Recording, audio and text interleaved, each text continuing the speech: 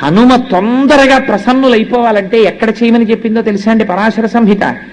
అరటి తోటలోకి వెళ్ళి హనుమ యంత్రం కానీ హనుమ బొమ్మ కానీ హనుమ అని రాసి కానీ మీరు అక్కడ పెట్టి మీరు కానీ ఆ రోజున ఉపాసన చేశారా అరటి తోటలో, ప్రత్యక్షమైనటువంటి స్వరూపంతో స్వామి వచ్చి తీసుకుని తీరుతారని భయం ఇచ్చింది సంహిత. అన్నిటికన్నా ఆయన తొందరగా ప్రీతి దేనివల్ల పొందుతారో తెలుసా అండి? అరటి పండుగ.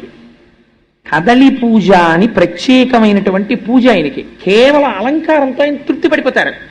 అరటి గెలలిలా దిగేటట్టుగా అలంకారం చేసి అరటి చెట్లు కట్టి అరిటాకులేసి స్వామి చుట్టూ కూడా లేత అరిటాకులు పరిచి మీరు ఆయనకి బాగా ముగ్గిన అరటిపళ్ళు తీసుకొచ్చి అక్కడ పెట్టారనుకోండి, ఏదో ఒక రూపంతో మీకు ఈ కంటికి కనపడిన రూపంతో రాకపోవచ్చు, మీరు గుర్తుపట్టలేరు, కానీ ఏదో ఒక రూపంతో ఆయన వచ్చి తీసుకుని వెళ్ళి తీరుతారు.